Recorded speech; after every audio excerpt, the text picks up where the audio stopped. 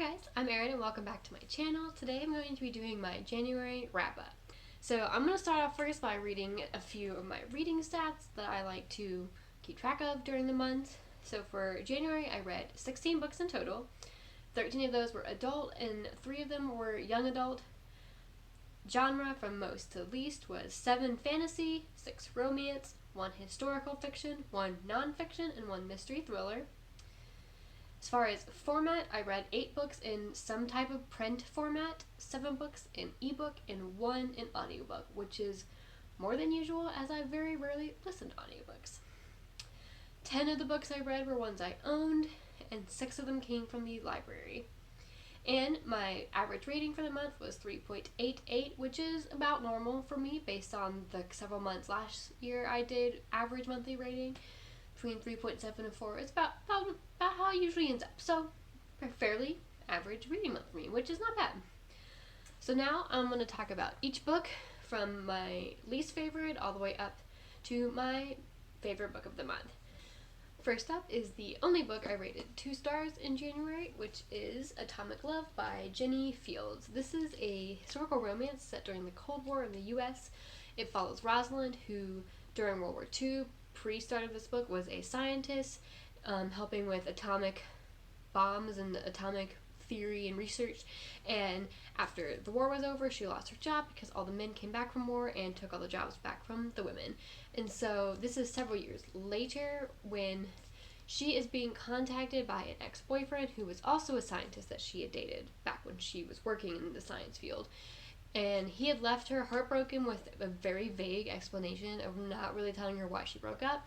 And so he's trying to get back into contact with her, and she's kind of not feeling it, but part of her still loves him and kind of wants to give it a try again. So she starts off very conflicted about this. And then to add into that, she gets contacted by the FBI, who want her to entertain this guy, get back with him, whatever, because they suspect someone is trading science secrets to Russia, and he is on their list of suspects.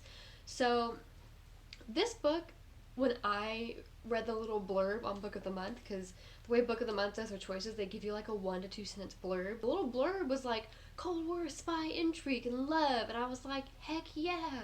But this author made Cold War espionage boring. And so I thought she was going to be a spy that infiltrated his social circles where he was hanging out with these secret Russians and it was going to be full of intrigue.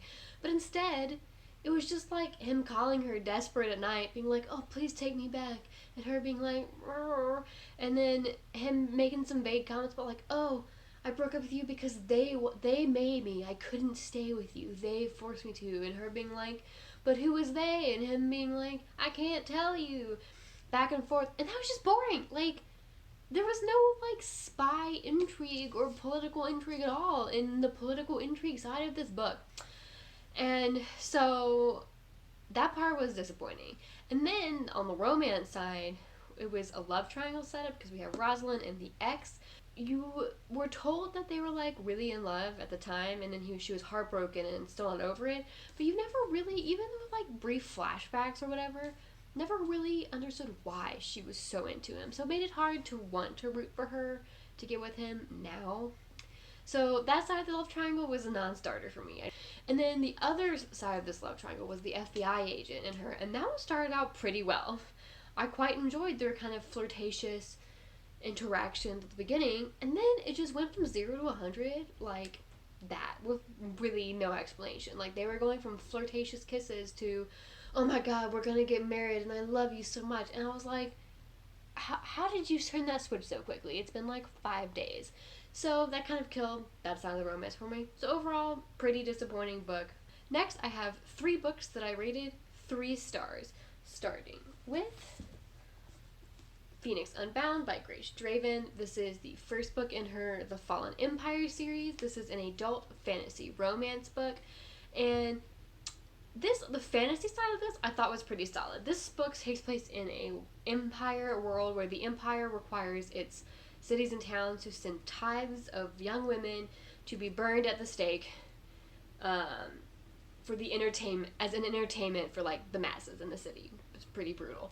And the main character Jolene has power illusionary and fire powers, so she's able to survive the burning pyre every year, and so she survives, escapes back to her village, and then returns the next year with a different face on, so that the Empire doesn't realize it's the same girl coming back. And then our other character, Azarian, is the most talented gladiator of the Empire. So part of this spectacle is some gladiator fights before the burning. And so he wants to get out. He's been there for like 10 years. He hates it. He's not from this empire. He's from a neighboring empire, a tribal empire, and where he was supposed to be the heir and the leader, and then he got ousted by, I believe, his cousin. I think it was his cousin who ousted him, and he wants to get back and retake his rightful place as leader of his people. And so he figures out Jolene's secret, and she forces him to help them escape, and then once they've escaped, he pretty much kidnaps her to take her back with him to his village. And so he needs her to come with her as kind of this token of good luck to get favor with the village, to be able to challenge a leader to a duel, to get his throne back. And so the fantasy side of this was like pretty interesting.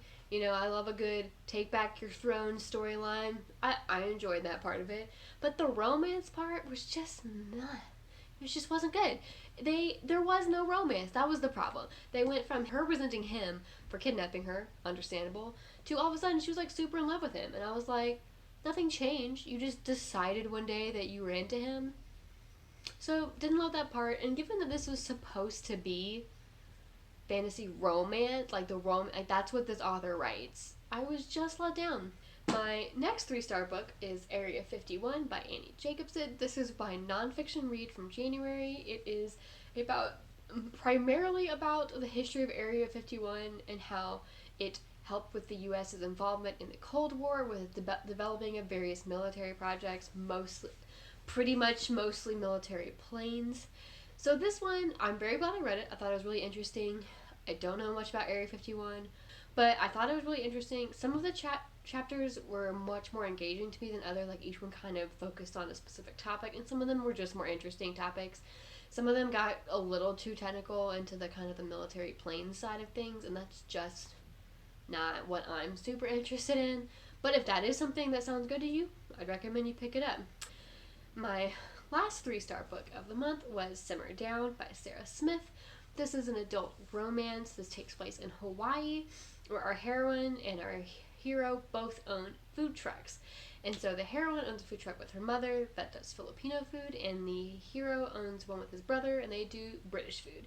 And so in the setup of this book is an enemies to lovers rivalry, where they are battling for this spot in Hawaii, where Nikki, our heroine, had the spot first, and Callum shows up one day at the spot, not knowing the unspoken "my spot is mine" kind of rules, and so she confronts him about it. He won't back down because there's no actual laws about keeping your spot. It's just like the friendly community rules, and so they have a bet where there's a Hawaii food truck competition every year, and whoever wins this competition can keep the spot.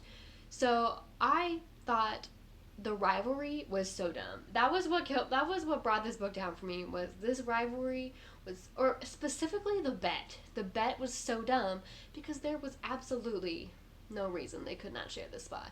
There was physically room for both, given that they coexisted for much of the book leading up to the competition. They had different types of food, so it wasn't like a burger food truck versus another burger food truck. It was British versus Filipino food, wildly different food. And as said by the heroine, her business at her truck was not hurt by him appearing at this spot. It was doing just as well, if not better. So I thought this bet was very silly and kind of pointless. And so every time the author would use it as kind of a point of tension, it just didn't work. I was like, there's no tension because this bet's dumb. And if she needed and she didn't even need the bet to like have this food truck competition, like if she really wanted the competition, because the competition also just had a monetary prize, and the heroine needed money to pay off her family's medical debt. So like having the money, which was not related to the bet, was enough for this competition to have the urgency and the importance and the deadlines that it was used for in the book. So I thought this bet was super dumb, and that kind of brought down the book for me. The romance side, though, like if none of this sounds like it'd bother you, the romance side was really cute. I thought it was well done. They were well matched. It was paced well. It was well developed. It hit all the right spots for me on the romance side. So if you think sounds good and this you don't think this would bother you like it bothered me, then give it a try.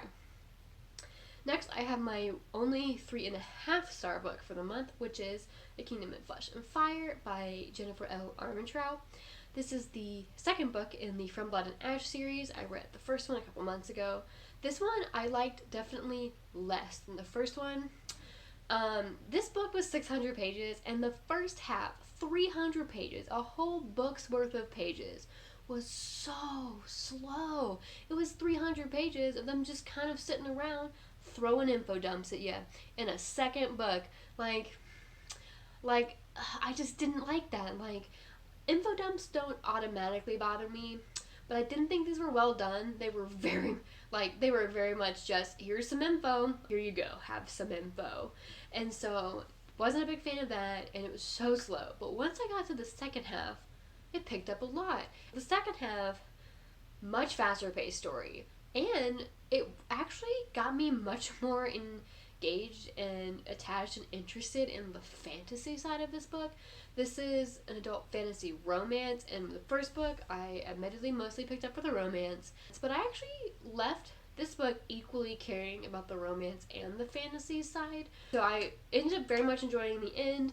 The very end of the book left off on a cliffhanger, so warning. I mean, the first one did that as well. So very excited for the third one to come out in April, I believe, so I can finish the series.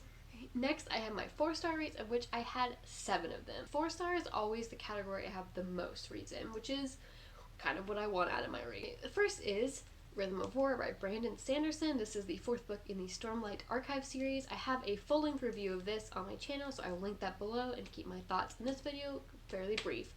But this was not my favorite of the series so far. I thought there was a middle chunk that was just too slow for me to enjoy a ton, and this book really ramps up the Cosmere connections a lot, so if that's one thing you're excited about in the series, you'll really like that. I left this book having a new favorite character. Shalyn used to be my favorite character, but now Adolin is my favorite. I just think this book did a really good job showing his personality through. And also, there's a new antagonist in this book that I thought was really a very interesting and nuanced and compelling antagonist, and I really liked reading about her as well. My next 4-star book is Dawnshard by Brandon Sanderson, which I read right before Rhythm of War. This is, I guess, book 3.5. The Stormlight Archive series. It's a novella following a side character named Risen. I'm going to be a little vague just so I don't spoil any of the Stormlight books, but I really like this. Risen, I assume, will never be a main character, but I really liked her a lot and really hope she becomes a main side character in later books. She spends the book kind of grappling with this aftermath of a kind of a life-changing event that happens to her in an interlude in some of the previous books, and I thought it was really well done. I think she's a fun character, and I really liked reading from her perspective, so I hope we get plenty more of her perspective as some of the side character interludes in future books. The next book I read was Les Fiancés de l'Hiver by Christelle Dabot. This is a French young adult fantasy. This is the first of a 4-book series, and the first 3 have been translated in English, so if this sounds good, you can get it in English. And in English it's called A Winter's Promise. So this is a story that takes place in a world where Earth has been fractured into floating arcs, and so that's kind of what's on the cover here. And so our main character, Ophelia, is from an arc called Anima, and she has the power to pass through mirrors as well as to touch inorganic objects and see their past. And she, through an arranged marriage set up through her families, gets engaged to this man named Thorn, who is one of a noble family from the arc Pole. And so she travels to Pole with him, because that's where she's going to be living, and gets thrust into the world of the court at Pole. This is a world she is wholly unprepared for because no one tried to prepare her. She knows nothing about this court. She knows nothing about the world. She doesn't know anything about the noble families of this world or the people. She doesn't know anything about her engagement or why it's happening or anything about her fiance. And so a lot of this book is the reader discovering with Ophelia some information about these things. You start to learn a little bit about Thorn. You start to learn more about some of the noble families in Pole and kind of what each of the families' magics are. You also start to peel back the flashy, lavish layers of this court and start seeing the dark undertones and all the different political machinations that's happening, all the different political intrigue that's intricately woven within all the characters. And it's quite dark, actually. It was much darker than I expected. And so I think what this book does the best is the world, despite not really being upfront with what the world is. I think this novel does a really good job of painting the feel of the world, and kind of you can really feel like you're there with Ophelia as she discovers more of it. I think the characters in this book are also quite interesting because more so than any book I've ever read, you really cannot trust a single one of them. This book, which I think is really interesting and quite compelling. In my opinion, I especially found the Fiance Thorn really interesting just because I really couldn't figure him out. And so I liked him just because I liked reading about him. And so I'm definitely interested in picking up the next one. This one still leaves a lot of questions unanswered. You've definitely learned some stuff, both about the world, some of the reasons the marriage is happening, but you definitely don't learn everything. And so I'm very excited to order the next book in this series to see where the story goes next. The next book I read was An Offer from a Gentleman by Julia Quinn. This is an adult historical romance that is the third book in the Bridgerton series.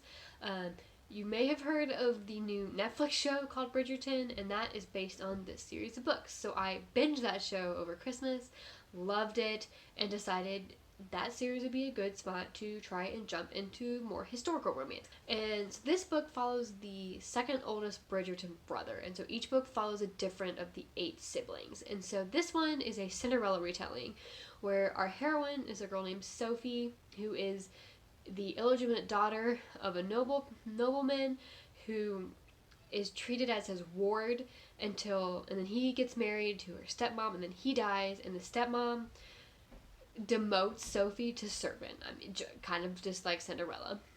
So she sneaks off to this masquerade ball hosted in London, and there she meets Benedict Bridgerton, and they're both wearing masks. She figures out who he is, but she won't tell him anything about who she is. So once the clock strikes midnight and she runs out of the ball, he is left searching for her. He had never been interested in marriage before meeting her, and after meeting her, she's all he can think about for the next 2 years until they have a chance meeting again. So I thought this was quite entertaining. I liked the Cinderella retelling more than I thought, and I think it's because it took it in directions I didn't expect it to.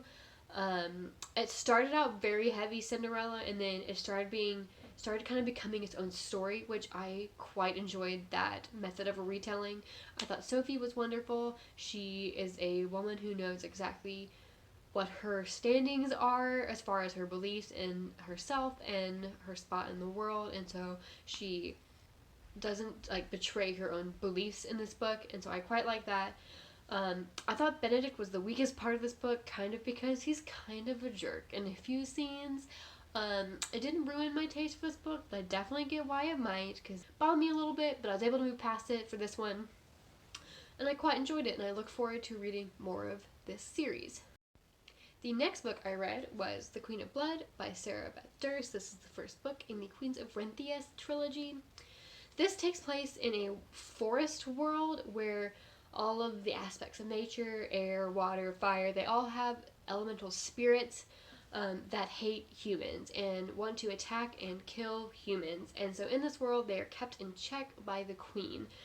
And so this follows a girl who is at the academy training to learn how to use this elemental magic, because when the queen dies, she has a pool of heirs that are, I guess, graduates of the academies, who one of them is then chosen to be the new queen. And so we follow Delena, who is a student at this school. She goes to the school because she wants to be able to use this magic to do good in the world after tragedy struck her village when she was young at the hands of some spirits.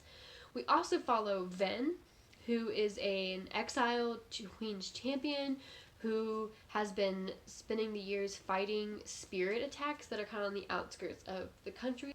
He chooses Delena as his champion to train her and kind of do her last stage of training before being able to be an heir. And a lot of the story is kind of following them during that part of their story. And so I think the best thing this book did was the world. The forest world was so cool. They talked a lot about traveling through zipline, and that sounds awesome. I would love that. And so everyone kind of lives in tree houses up in the trees, and so this world was very immersive, very awesome. Definitely my favorite part of the story. I also thought the plot was very fast paced throughout the whole book, and I enjoyed the characters. Delena isn't my favorite heroine I've ever read. She felt a little underdeveloped to me, and so I never quite connected, but I still enjoyed her point of view enough that it didn't put a damper on the story, as I am generally a plot over character reader. But if you're more of a character reader, that might be more of a detractor for you. I think the weakest part of this book was the part of the plot that was at the school, the academy, which sounds weird for me to say because I love school settings, but this one was just a little bit of the beginning that was at the school, like just a little bit of it. It wasn't the whole book, which the way she did so little time of so few pages there, where she kind of did snapshots of Delena's time at the school, which worked well to keep the plot moving. But it did end up that some of the friendships that Delena developed with other students were very underdeveloped because you never really got the scenes of them becoming friends. Like, all the snapshots were other things. And so, but that was the weakest part because it did take it did take away from some of the later scenes where I think if you'd felt their friendship more, they would have been more meaningful scenes. However, I enjoyed it. I will be reading the second book. This book also was pretty self-contained, and you could just read the first one. The next book I read was another novella. It was The AI Who Loved Me by Alyssa Cole. This is a sci-fi romance novella, and I thought this was a really fun read.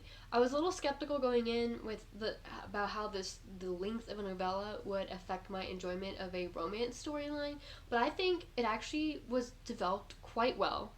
I thought it was very cute. I enjoyed the two narrations between our heroine and our hero.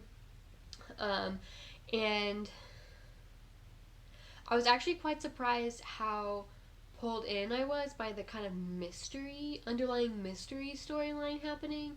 Usually with romances, I'm like 90% focused on the romance and then like maybe 10% on the background. It's like kind of a 50-50. I really quite enjoyed both. The mystery side had me guessing a lot. I personally did not see it coming, what happened in the end. I've seen people talk about how they totally saw it coming, so maybe I'm just the dense one, but I thought it was fun with some kind of surprise twisting, and I thought for a length of a novella, it fleshed out both of these storylines really well, and so I would definitely recommend this if you're looking for a short, fun sci-fi romance. The last 4-star book I read in January was An Ember in the Ashes by Saba Tahir. This is a young adult fantasy novel in the Marshall Empire where we follow Leia, an impoverished girl who lives with her family, who becomes a slave to spy on the Marshall Academy for the Resistance, in exchange for the Resistance helping Leia free her brother from prison. And then we also follow Elias, who is the top soldier in the Academy, who is kind of battling inside him with staying with the Academy and the Empire or escaping, because he doesn't really agree with a lot of the things they stand for and what they do.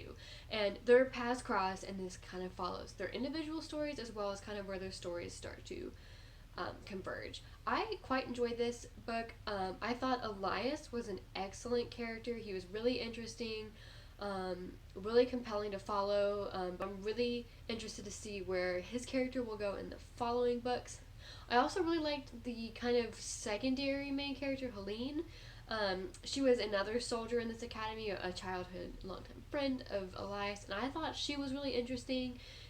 Leia, I had less good feelings about. I thought I didn't really love her for the first 3/4 of her story.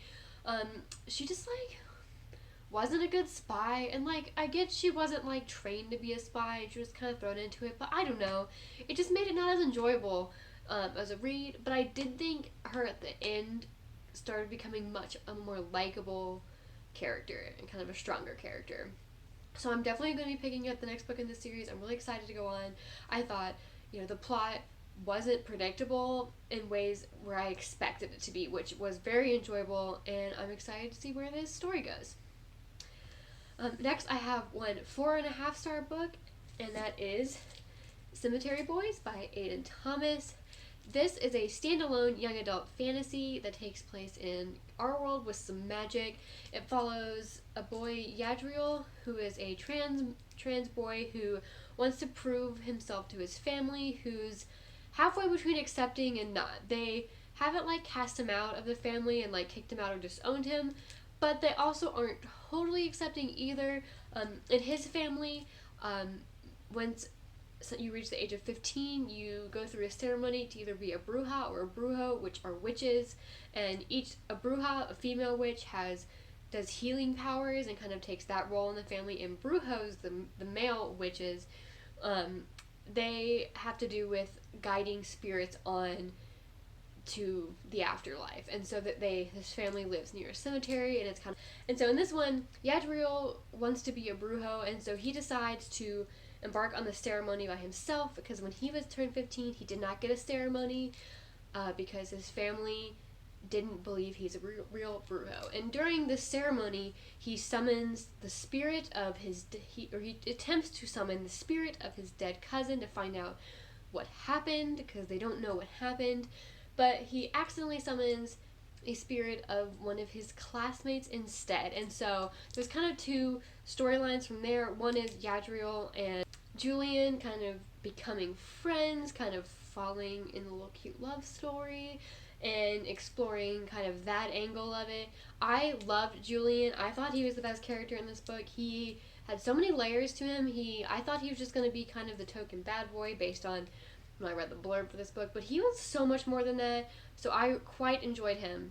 And then the second storyline was kind of the mystery of what happened to Yadriel's cousin, as well as kind of what happened to Julian, because his memory kind of cuts off just before he remembers exactly what killed him. And so I think the one weakness of this book is that the mystery storyline is dropped for the middle section. It starts off with this mystery and then it kind of drops it for a while and then it brings it back. But because it kind of dropped it, I kind of forgot that was a thing.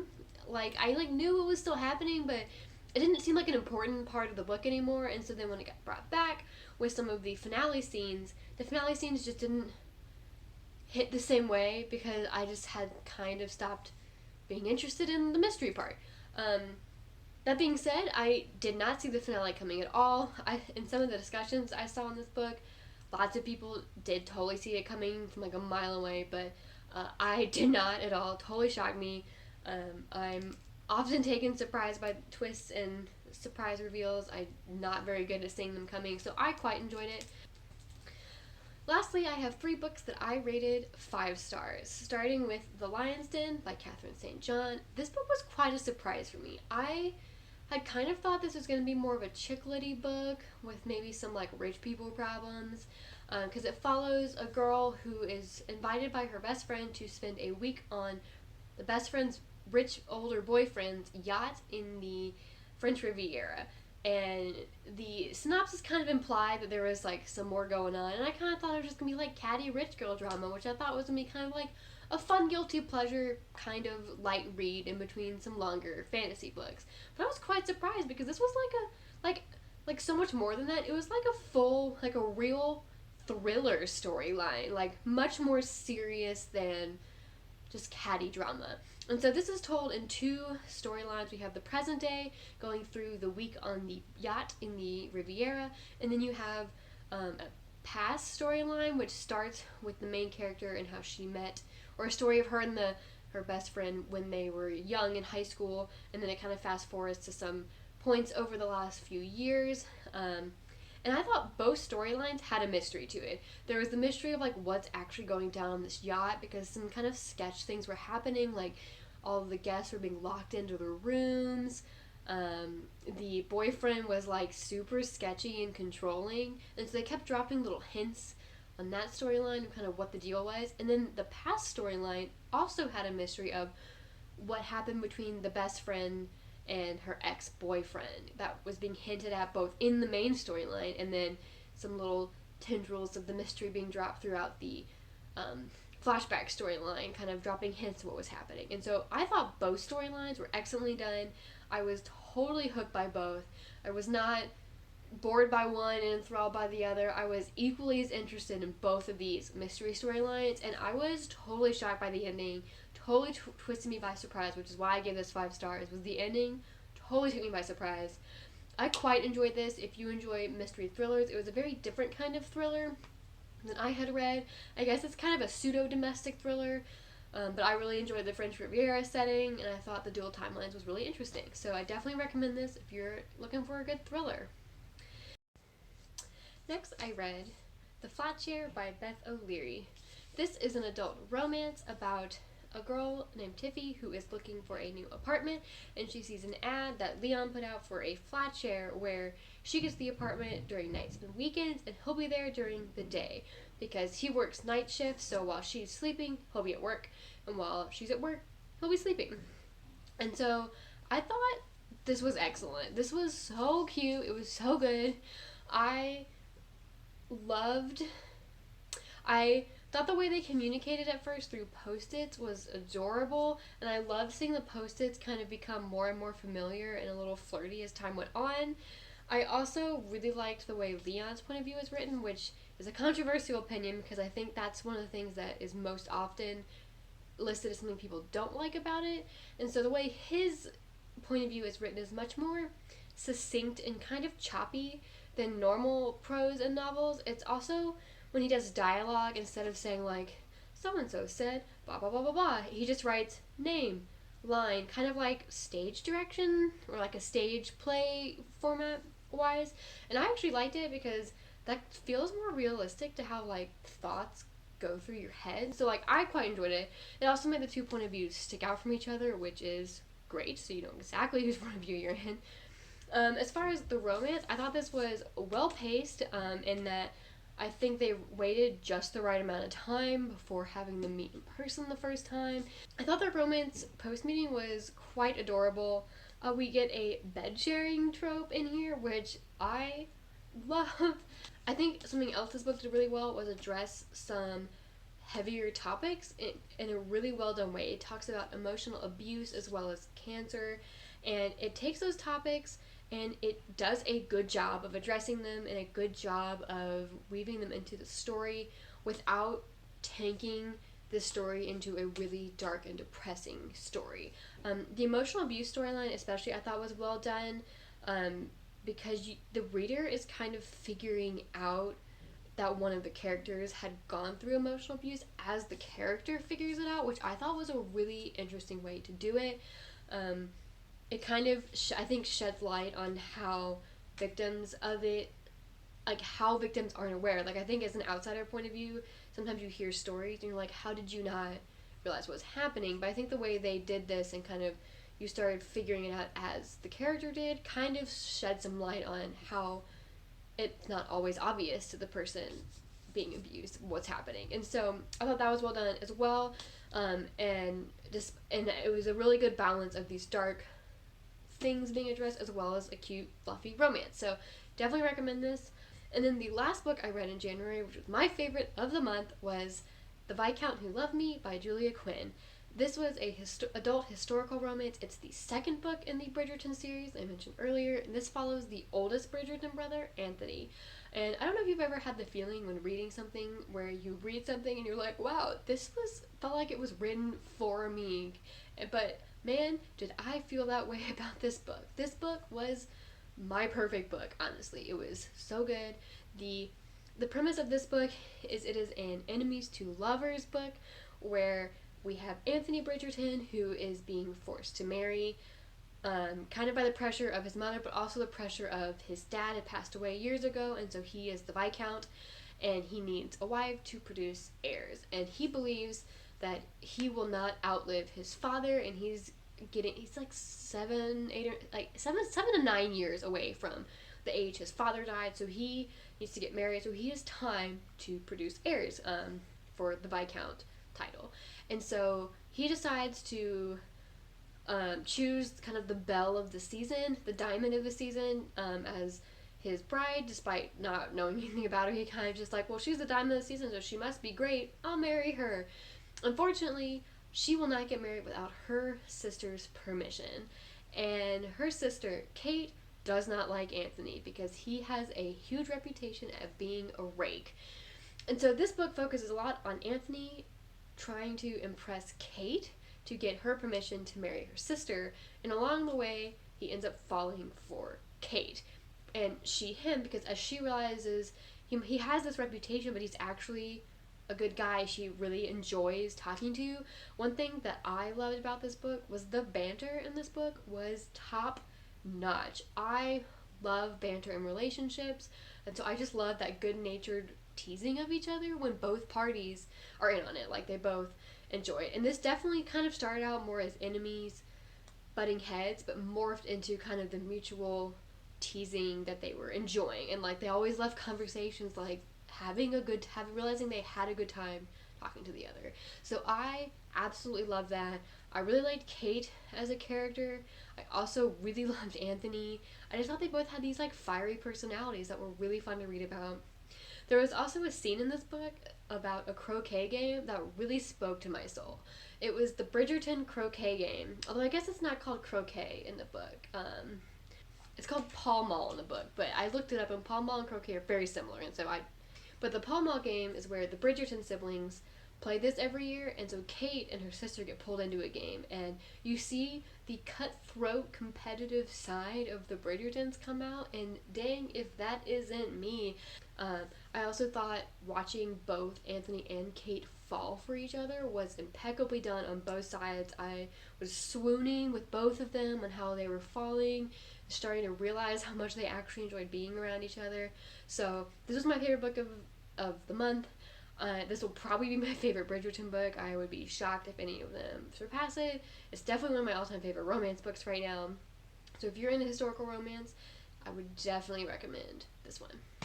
So that was it for my January wrap-up. And let me know what your favorite book of January was. And I will see you next time. Bye!